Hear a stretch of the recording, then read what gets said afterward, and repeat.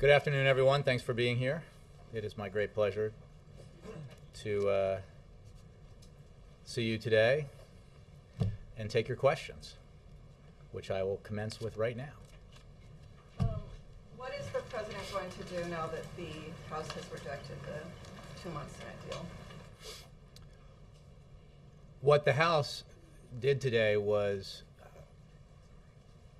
refuse to take up the bipartisan compromise passed by the Senate with 90% approval. More than 80% of Republicans voted for it. And I think all of you here are astute enough analysts of Washington and Congress to know that the reason they refused to vote on that bill is because it would have passed. It would have resulted in absolute assurance that 160 million Americans would not have their taxes go up on January 1st. And that is most unfortunate. It still is available, however, as an option for the House. They can take up the bipartisan compromise that passed overwhelmingly in the Senate, the result of a negotiation between the Republican leader and the Senate Democratic leader, a negotiation that was a result of a strategy agreed upon by Senator Reid, Senator McConnell, and Speaker Boehner. A result that was deemed by the Speaker of the House to be a good deal in his conversation with his own colleagues, House Republicans. We agree with that assessment.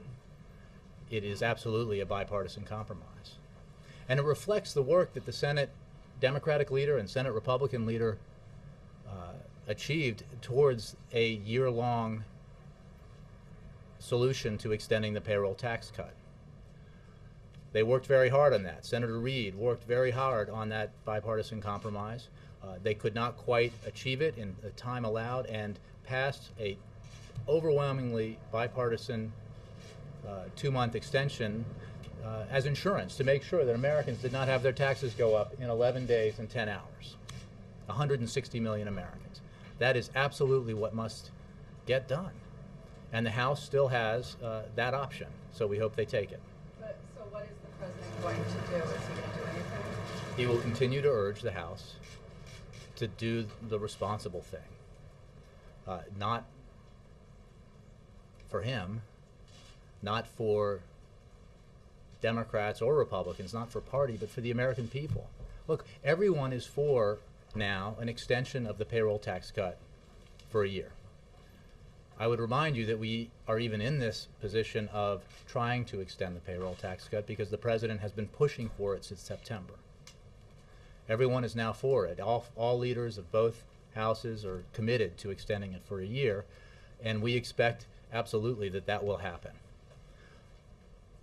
But as you know, last week and then on Saturday, after negotiations, bipartisan negotiations between Senator McConnell and Senator Reid and others, a decision was made that more work needed to be done to reach that full-year extension compromise, and that as an insurance policy against raising taxes on 160 million Americans, this 2-month extension of the payroll tax cut was the right way to go.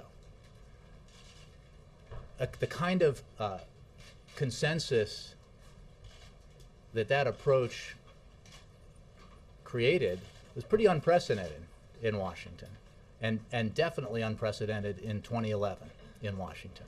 So we had 90% of the United States Senate vote in favor of something that was a toughly negotiated compromise between Democrats and Republicans.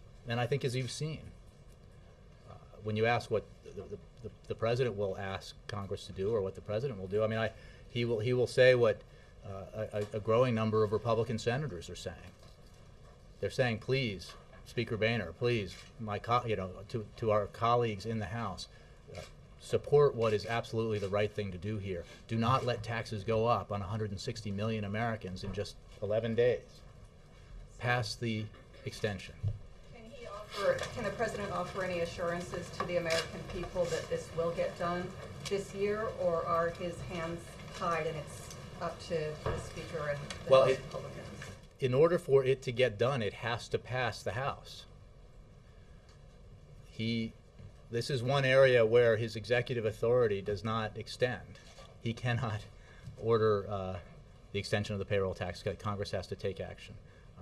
He has worked very closely with leaders on the Hill to reach this point, and again, I will point out to you, the President began in September calling for not just an extension of the payroll tax cut that put $1,000 extra this year in the average American family's pockets, but for an expansion of that. An expansion for the individual tax cut, and he called for expanding it to small businesses. He did not get all that he wanted in this compromise. He didn't get that. He originally put forward a way to pay for it that asked Congress to close subsidies and to close end corporate subsidies and loopholes, and to ask the wealthiest Americans to pay a little bit more. He didn't get that. He supported the Democratic proposal in the Senate to pay for the payroll tax cut extension with a surtax on the 300,000 wealthiest millionaires and billionaires in the country in order to fund a tax cut for 160 million middle-class Americans. We didn't get that. What we got was a compromise worked out by Senator Reid that was good enough for 90% of the Senate, good enough for more than 80% of the Republican members in the Senate, and certainly the right thing to do for the country. And finally, Speaker Boehner wrote to him asking the President to call on the Senate to appoint conferees. I assume that he does not intend to do that?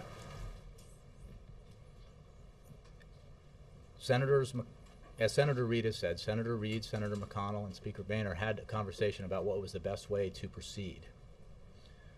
The best way to proceed was to have Senator McConnell and Senator Reid negotiate a bipartisan compromise. They worked very hard to do that. They worked very hard to reach an agreement on extending the payroll tax cut for a year.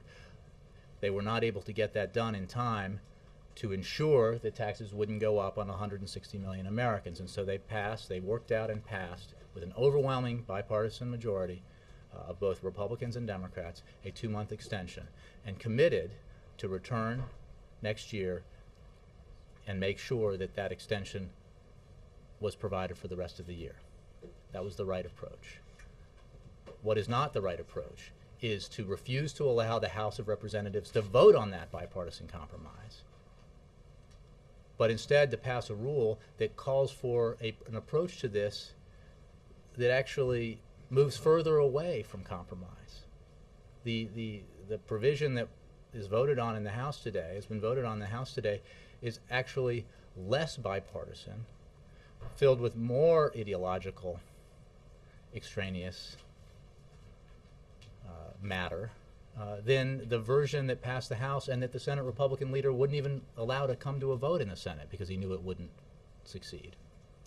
So there's no indication by the actions of the House leadership today that they're moving towards compromise. The available option here is to vote to pass the bipartisan compromise reached in the Senate to extend the payroll tax cut for 160 million working Americans for 2 more months, and to commit, as the leaders who worked that compromise out committed, to ensuring early next year that this extension lasts through 2012. That's the approach the President thinks the Congress ought to take. That's the approach they ought to take. Mr. Youngman, welcome to the front row. Thank you. You seem taller from up here. Better looking? Just taller. Just taller. Not just to put a fine point on this, the President won't ask Senator Reid to appoint conferees. The President agrees with Senator Reid and with the 89 senators, Republicans and Democrats, who voted for the bipartisan compromise, that is the right thing to do. The House should vote on it. I mean, we have a situation where the great preponderance of players in this unnecessary drama agree on one thing, Democrats and Republicans, and a small faction in the House disagrees. And their disagreement, their willingness to not even hold a vote on this bipartisan compromise, is essentially a vote to raise taxes. That's what happens on January 1st. And that will be, to the American people, everyone who gets a paycheck, it'll be a rude awakening on January 1st when they, or even before then, as the holidays approaches, if they think they have to figure out how they're going to make ends meet next year with $1,000 less. $1,000 more taken out of their weekly, or rather their yearly earnings, because the House of Representatives, the Republicans in the House, refused to pass, something that got 90% of the U.S. Senate, including their Republican colleagues like Senator Grassley, Senator Collins, Senator Snowe, Senator Heller, Senator Lugar, Senator Brown, and Senator Wicker, who all have called on the House to pass this measure. So that's a no. The President. The House ought to pass the measure. Just in general terms, does the President believe it's worth negotiating with Speaker Boehner? Does he believe that Speaker Boehner is somebody who can deliver on what he might agree to in negotiations? The issue here isn't negotiating with the Speaker of the House, That's why I said because we're focused on the task at hand right now, and the disagreement here is not between the Speaker and the President. They both agree that we ought to extend this payroll tax cut through the end of the year, but the disagreement quite clearly here is between the leadership in the House, of the House Republicans, and the rest of Congress, the Republicans in the Senate, the Democrats in the Senate, and the administration. When it comes to what happened this weekend, what the President is not and should not be is a marriage counselor between Senate Republicans and House Republicans. On Iraq, the political crisis there seems to be escalating. Aside from monitoring the situation, is the administration doing anything? Has Vice President Biden been asked to step in and perhaps oversee this or intervene?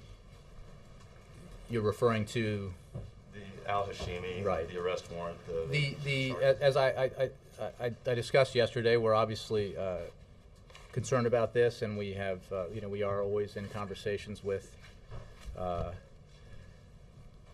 Iraqi leaders. We closely monitor the reports, and we urge the Iraqi authorities charged with this responsibility to conduct their investigations into alleged terrorist activities in accordance with international legal norms and full respect for Iraqi law. As I said, we are talking to all parties to express our concern regarding these developments. We continue to urge all sides to work to resolve differences peacefully, through dialogue and in a manner that is consistent with the international standards of rule of law, transparency, and the democratic political process. Ambassador James Jeffrey, as well as other senior U.S. officials, have been in frequent contact with Iraqi leaders on this matter and will continue to do so. Is Vice President Biden one of those officials? I don't have any conversations involving the Vice President to report out to you. You correctly identified the fact that the Vice President is very engaged in Iraq as a rule, but I don't have any specific conversations of his to report out. Let me move it around. Yes, ma'am. Any comment about the result of the Egyptian election? So, I'm sorry, I didn't quite hear the full. I know it's about Egypt. Comment result of the Egyptian election? Hold on one second.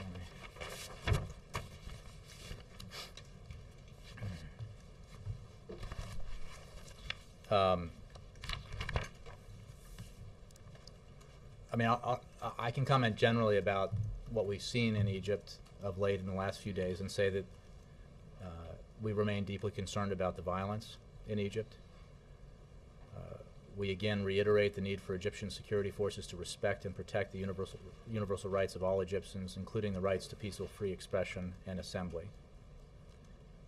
Egyptian authorities should also hold accountable those, including the security forces, who violate these standards. As Secretary Clinton said yesterday, the promise, the beauty of the revolutionary aspirations that everyone watched unfold in Tahrir Square, the restraint of the security forces and how they responded, all of that was very promising, and it was held up by the Egyptian people as what a new Egypt would look like. We continue to support a timely, inclusive, and credible transition to full democracy that lives up to this promise. Yes? Thank you, Jay. Two questions. First one is Japan announced they will buy the F-35 fighter jet from the U.S. What's the reaction from the White House? I don't have a reaction on that. I would refer you to, I guess, the Defense Department. And also, we noticed that the president has already reached out to President Lee and Prime Minister Noda. And is there any plan for him to reach out to Chinese leader or Russian leader? And what kind of role that U.S. expect China to play after Kim Jong-un's death? Well, I don't have any additional phone calls to read out on this matter involving the president. We are reaching out to all of our allies and partners in the region, as I mentioned yesterday, and will continue to do so. We work with all our allies and partners on this issue, and will continue to, and we will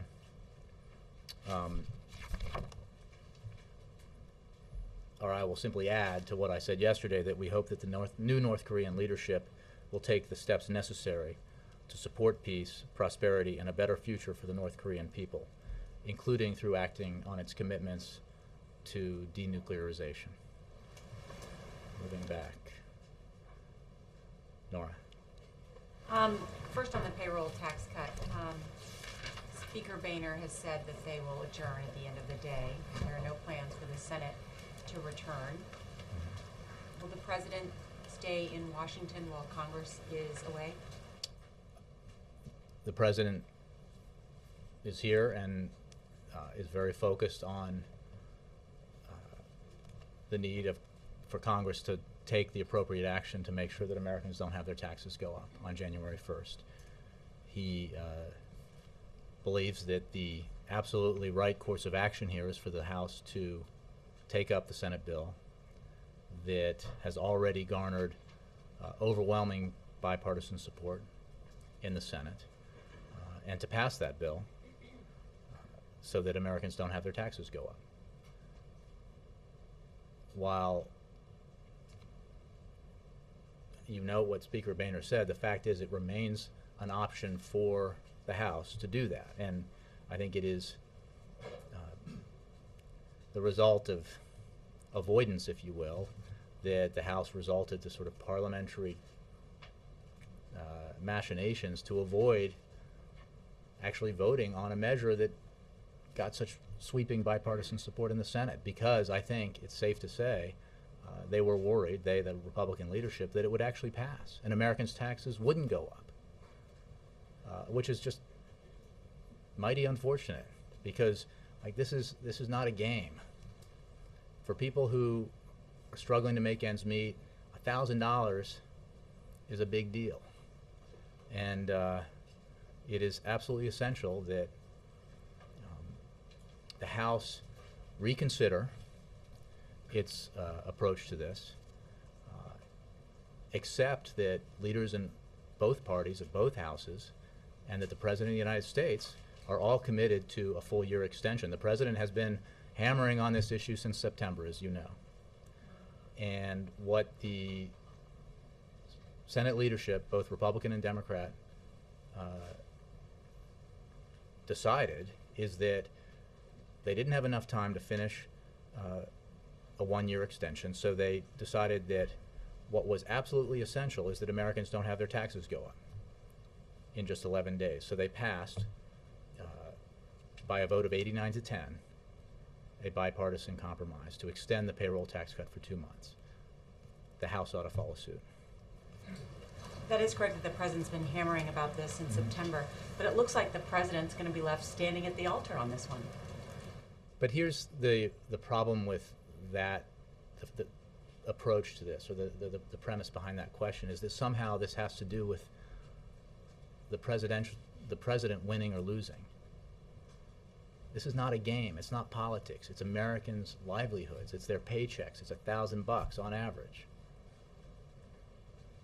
And I think the nature of your question correctly identifies the irony that were it not for the fact that President Obama supports this payroll tax cut, I suspect it would pass overwhelmingly in the House of Representatives. So After all, Republicans, in the early days of 2009, when we were in a economic free fall and people were proposing different ideas for how we should approach our economic problems and how we should get the economy growing instead of shrinking, many Republicans came out in support of a payroll tax cut. Some of them came out in support of a 2-month payroll tax holiday.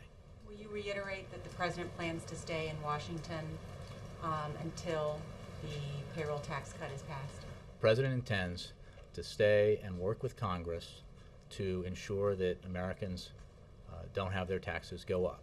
But let's be clear about where the power to make that happen resides. The president supports this bipartisan compromise. Senate Democrats support this bipartisan compromise. Senate Republicans overwhelmingly support this bipartisan compromise. At least a handful, if not more, already on the record. House Republicans support this bipartisan compromise. I suspect that many, many more do. The holdouts are very much in the minority. The House ought to vote to make sure Americans don't have their taxes go up. And just a quick question on Iraq. Now that American forces are out of Iraq, this was brought up yesterday, the Vice President al-Hashimi has been arrested. Does the U.S. want to be involved now at all in limiting sectarian tensions, or is Iraq, as the President said at Fort Bragg, in the hands of the Iraqi people? Well, Iraq is a sovereign nation, and it is very much in the hands of Iraqi leaders as well as the Iraqi people, the future of that country. We will absolutely continue to engage directly with Iraq in a very robust relationship that involves diplomatic, educational, economic, and other ties, including security ties, to help Iraq as it further develops as a democratic nation.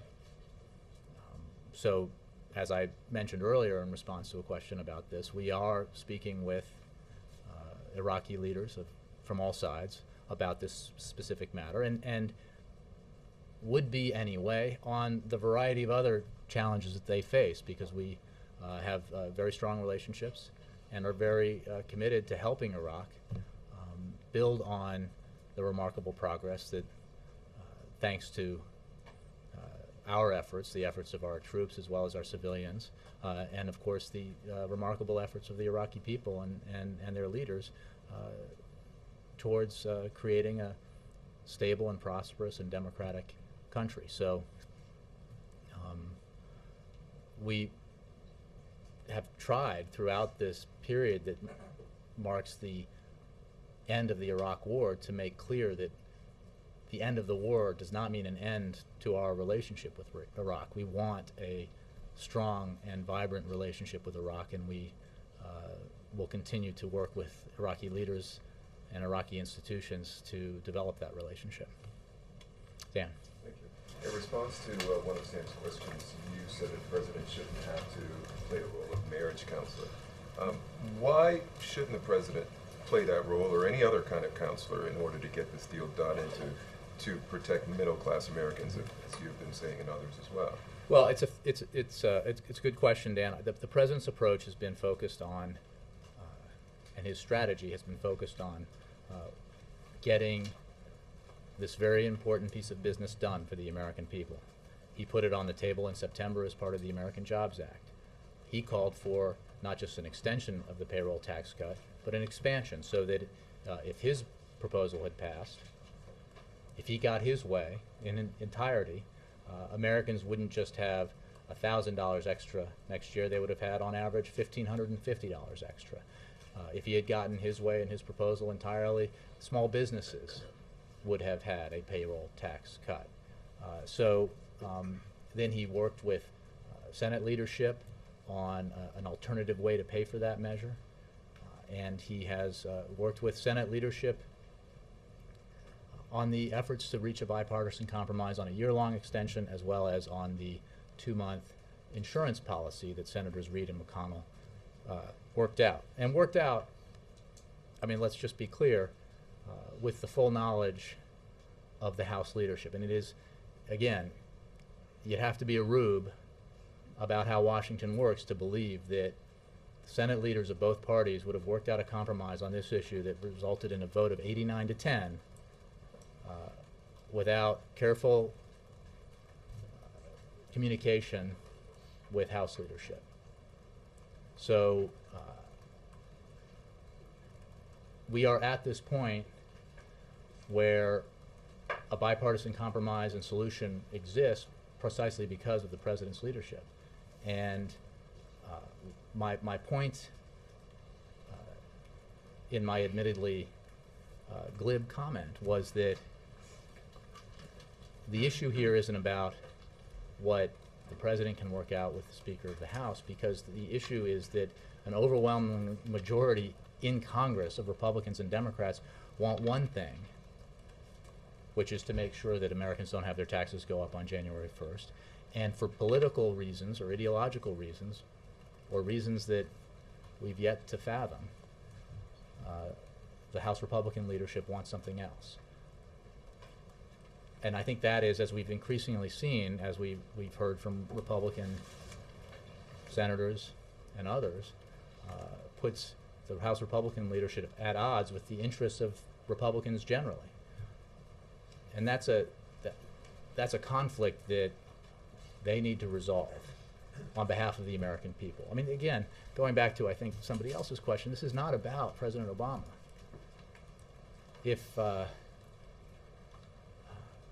I mean, we are in this ironic situation where we're now arguing over whether or not the Republican House of Representatives is going to allow a tax cut for most Americans in spite of the fact the president supports it, who happens to be a Democrat.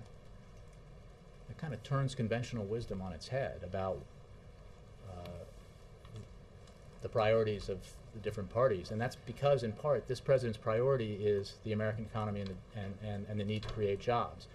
That's, put aside all the political posturing and who's up and who's down and who wins and who's to blame. The president wants this because he thinks it's vitally important to the economy. We have had some good news lately with the economy. You know, we have a lot of work to do, but there are some signs of improvement. And what outside economists have said is that if we do not extend the payroll tax cut, that could have a very negative effect on an economy that is just beginning to show some positive signs. So the president wants this not as a political victory, but because his number one priority is growing the economy and creating, or helping the economy create more jobs so that fewer Americans are looking for work and more Americans are employed and have the means to ensure that they can pay their bills and send their kids to school. One other question. I know you often don't like to talk about polls, but CNN has a new poll that came out, and it shows that the president's numbers are much better than they were just last month. His approval rating 49% now compared to 44% in November. Disapproval 48% now compared to 54% in November. Any comment on that? What do you attribute that to? I will simply say that polls go up and down. We live in a very challenging political environment, and more importantly, in a continually challenging economic environment. This president's focused on the challenging economic environment, and admittedly, in focusing on that, he has to contend with the challenging political environment. But right now, he is committed to working with Congress and doing the things he can do outside of Congress to grow the economy and help it create jobs. And I think that in these last several months, that focus has been pretty clear. And he's going to continue that focus. And the impact that has on polls remains to be seen, but it is his primary focus as president. Jay, I just want to put a finer point then. Are you saying there's a scenario that's possible on December 25th where the president wakes up and It's a Wonderful Life is on, and he puts on his Christmas sweater and in the White House, and he's all alone, and his family's And he in and the John White- Boehner, have a he return. invites John Boehner over, and is it possible that he spends Christmas alone at the White House? I think it would be Will you be available if? I have an opening in, yes. You just give us 20 minutes, we'll do an interview. When he hears this is going to change his opinion about it. He'll go to Hawaii. Look, I'm reluctant to say where he's going to be on which day because I don't want to make this about him. And also, it is a very fluid situation. Today, the House, or overnight, the House abruptly avoided voting on the available Senate bipartisan compromise to engage in some political theater. And then, but what remains true is, although they have done that, is that available bipartisan compromise is still there, or is still available. So it's hard to know what tomorrow is going to look like, what the next day is going to look like as this saga continues. What the president will continue to articulate is his firm belief that A, he and every leader in Congress is committed to extending the payroll tax cut for a year. B, that we need to make sure as an insurance policy against taxes going up in 11 days on 160 million Americans that we pass the bipartisan compromise that extends the payroll tax cut for 2 months. Beyond that, my crystal ball is very cloudy, so I can't really tell you. I'm sure. I know the president wants to see his daughters and his wife, but right now we're focused on urging Congress to do the right thing, urging the House of Representatives, the Republicans in the House of Representatives, the leadership of the Republicans in the House of Representatives to do the right thing. Two other quick things. One, do you dismiss the concerns that have been raised, putting aside all the other issues that are out there, dismiss the concerns by some payroll experts who say that just practically speaking, not politically speaking, it is going to be difficult, confusing, hard to implement a 2-month extension, putting aside any politics? Sure. Do you agree at all? Well, I don't dismiss it. I understand that when Congress waits to the last minute to do something like this, as it did last year, it creates some challenges and complications. But as I said yesterday, the president is committed to asking his administration to work with American businesses to overcome whatever complications this might cause. He would rather do that, rather make that request of his administration than ask Americans to spend the holidays worrying about how they're going to deal with $1,000 less next year. Okay. And I hope this doesn't affect my Christmas Day invitation, but if you feel like John Boehner and the House Republicans now are blocking the payroll tax cut extension, and many times at this podium you've said that the Republicans are out to stop him practically at every turn, how is it then the president was able to tell CBS News that basically his accomplishments in 3 years are only beaten by 3 other presidents in American history? Well, he was talking about legislative accomplishments. Right. And I think it's fair to say that a significant portion of his accomplishments... Sorry to interrupt. It's all yours, sir. Thank you.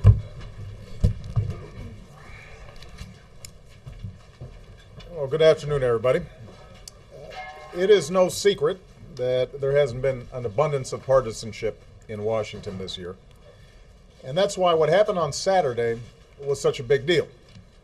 Nearly the entire Senate, including almost all of the Republicans, voted to prevent 160 million working Americans from receiving a tax increase on January 1st. Nearly the entire Senate voted to make sure that nearly 2.5 million Americans who are out there looking for a job don't lose their unemployment insurance in the first 2 months of next year. And just about everybody, Democrats and Republicans, committed to making sure that early next year we find a way to extend the payroll tax cut and unemployment insurance through the end of 2012. But now, even though Republicans and Democrats in the Senate were willing to compromise for the good of the country, a faction of Republicans in the House are refusing to even vote on the Senate bill, a bill that cuts taxes for 160 million Americans. And because of their refusal to cooperate, all those Americans could face a tax hike in just 11 days. And millions of Americans who are out there looking for work could find their unemployment insurance expired. Now, let's be clear. Right now, the bipartisan compromise that was reached on Saturday is the only viable way to prevent a tax hike on January 1st. It's the only one. All of the leaders in Congress, Democrats and Republicans, say they are committed to making sure we extend the payroll tax cut and unemployment insurance for the entire year. And by the way, this is something I called for months ago. The issue is that the Republican and Democratic leaders of the Senate worked on a one-year deal, made good progress, but determined that they needed more time to reach an agreement. And that's why they passed an insurance policy to make sure the taxes don't go up on January 1st. In fact, the House Republicans say they don't dispute the need for a payroll tax cut. What they're really trying to do, what they're holding out for, is to wring concessions from Democrats on issues that have nothing to do with the payroll tax cut. Issues where the parties fundamentally disagree. So a one-year deal is not the issue. We can and we will come to that agreement as long as it's focused on the payroll tax cut and unemployment insurance and not focused on extraneous issues. The issue right now is this. The clock is ticking. Time is running out. And if the House Republicans refuse to vote for the Senate bill, or even allow it to come up for a vote, taxes will go up in 11 days. I saw today that one of the House Republicans referred to what they're doing as, quote, high-stakes poker. He's right about the stakes, but this is not poker. This is not a game. This shouldn't be politics as usual. Right now, the recovery is fragile, but it is moving in the right direction. Our failure to do this could have effects not just on families, but on the economy as a whole. It's not a game for the average family who doesn't have an extra $1,000 to lose. It's not a game for somebody who's out there looking for work right now and might lose his house if unemployment insurance doesn't come through. It's not a game for the millions of Americans who will take a hit when the entire economy grows more slowly because these proposals aren't extended. You know, I just got back from a ceremony at Andrews Air Force Base where we received the flag and the colors that our troops fought under in Iraq. And I met with some of the last men and women to return home from that war. And these Americans, and all Americans who serve, are the embodiment of courage and selflessness and patriotism. And when they fight together and sometimes die together, they don't know and they certainly don't care who's a Democrat and who's a Republican and how somebody's doing in the polls and how this might play in the spin room. They work as a team and they do their job. And they do it for something bigger than themselves. The people in this town need to learn something from them. We have more important things to worry about than politics right now. We have more important things to worry about than saving face or figuring out internal caucus politics. We have people who are counting on us to make their lives just a little bit easier, to build an economy where hard work pays off and responsibility is rewarded. And we owe it to them to come together right now and do the right thing. That's what the Senate did. Democrats and Republicans in the Senate said, we're going to put our fights on other issues aside and go ahead and do what's right on something we all agree to. Let's go ahead and do it. We'll have time later for the politics. We'll have time later to have fights around a whole bunch of other issues. Right now, though, we know this is good for the economy, and they went ahead and did the right thing.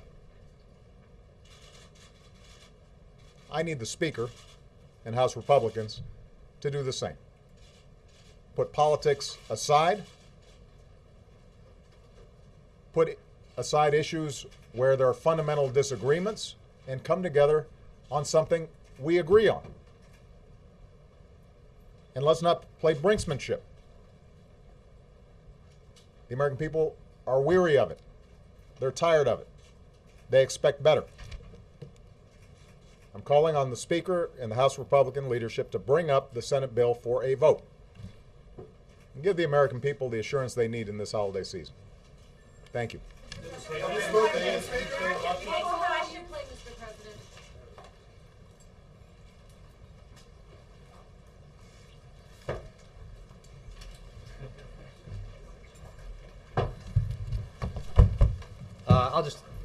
I'll just take a couple of more because I think you'll never know. So is he going to deliver that message now in phone I think he calls? just did. This was it? Is he calling Boehner? Is this the way he's going to do it? I think I've answered the question about whether or not this is an issue of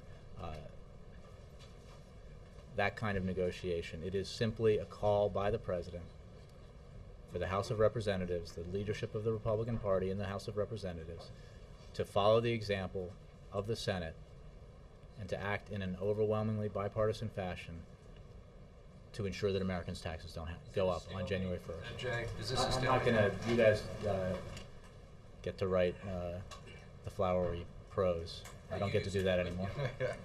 Kristen, sorry. Jay, thanks. House Republicans have said that their main issue with the bill is that it only extends the payroll tax cut for 2 months. Given that, as the President just said, ultimately he does want to see a one-year extension, can you just explain what the problem is with renegotiating this deal? Well, I'll point you back to both what the President said and I said, which is that as part of an approach that was agreed upon by the Speaker of the House, the Senate Republican leader, the Senate Democratic leader, worked very hard on a bipartisan compromise to extend the payroll tax cut for a year. They made great progress, but they were not able to get it done in time, and they believed that what was of the utmost importance was that they reach a compromise to extend the payroll tax cut for 2 months to ensure that Americans did not have their taxes go up on January 1st, but they committed to come back and finish the work that would lead to a year-long extension. That is absolutely the President's approach. I mean, it is simply a fallacy to suggest that this is about 1 year versus 2 months. Everybody's for 1 year. In fact, and I won't bore you with reading all the quotations that exist, I mean, this President's been pushing for a 1-year extension and expansion of the payroll tax cut for months, initially against great Republican resistance to even that idea. So his commitment to doing this for a year, I think, is beyond doubt. What concerns him is that if the House does not take action on the Senate compromise, taxes go up on 160 million Americans. The avenue out of this problem that the House leadership created is obvious and clear to everyone. Vote on the Senate bill. It didn't pass 51-49. Vice President didn't have to come in and break a tie. It passed 89-10. That's huge. They don't get much bigger than that on things that aren't post offices. So that's the right way to go. Nancy Pelosi was quoted as saying it is just the extreme Tea Party element of the Republicans in the House of Representatives who are standing in the way of a tax cut for 160 million Americans. Does the administration agree that the Tea Party is behind this, or what do you think is? What I think, as I've said, and I can say again, is that what is clear is that, based on an abundance of reporting, is that the Speaker believed that this was a good deal, that he thought House Republicans ought to support it, and then he changed his position because of the strong opposition of some segment or element of his conference. Now, you're a better student of Republican Party politics probably than I am now, but certainly some folks would use that label. To me, it's irrelevant. It's simply that a small faction of one party in one house is blocking a compromise that has been agreed to overwhelmingly by everyone else of both parties. So, look, the fact of the matter is, if the taxes don't get, if the extension doesn't happen and taxes go up, people aren't going to remember. The American people aren't going to remember, like, who won, who saved face, who won the political battle in the middle of December. they're going to just remember their taxes went up. And they're going to be rightfully angry about it. So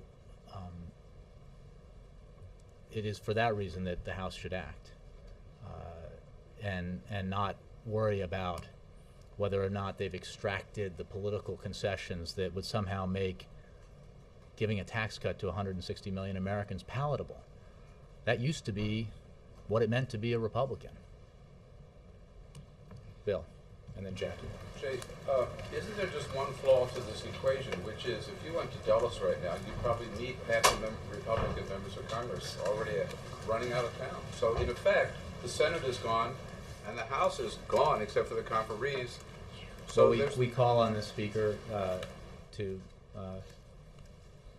do what is necessary to have the House vote on this bipartisan compromise. Bring them back to town, is what you're saying. If he feels that the last act of the Republicans in the House in the year of 2011 is a vote to raise taxes on Americans, that's what he wants it to be, he could take that approach. It's the wrong approach for the country. So, and again, going back to my answer, this is not about political winners or losers. It's about average folks, their paychecks, and the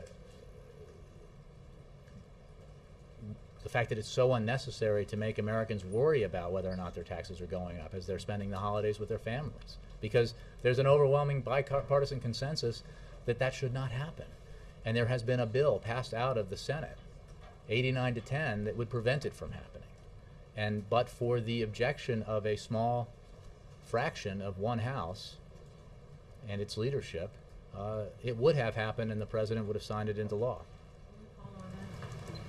Jackie. Alexis.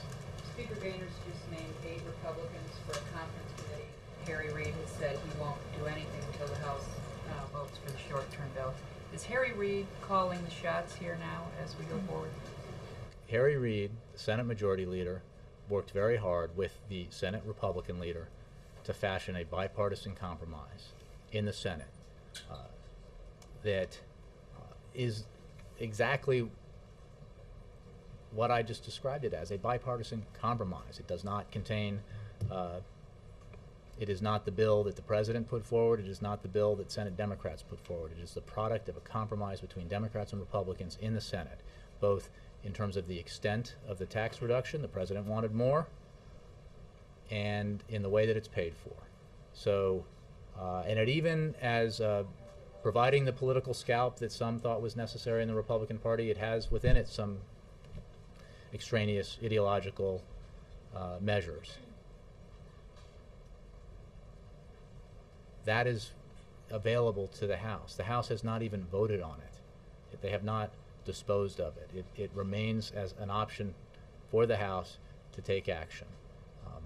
Senator Reid, Senator McConnell worked very hard to try to get that one-year extension done before the end of the year. It was their judgment, their bipartisan judgment, echoed by the 89-10 vote that their 2-month extension received, that it was not possible to reach final agreement on the 1-year extension in time, and that they did not want to risk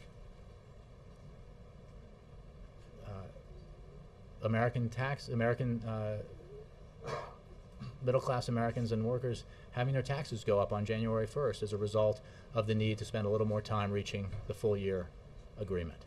That's the right approach. But what is not in doubt is that the President, Senator Reid, Senator McConnell, and the Speaker of the House all agree, and Leader Pelosi all agree, that we should extend the payroll tax cut for the entire year. And this President's committed, the leaders are all committed to working to make that happen.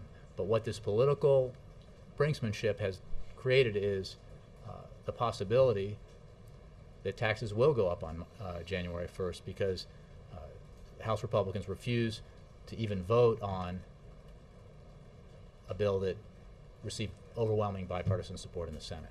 But is he completely supportive of Senator Reid's stance that the Senate will not come back, will not even consider coming back unless I think the House first votes on the short I have this term? rare, Jackie, I have this rare luxury of being able to say, but you heard exactly what the president thinks moments ago from this podium.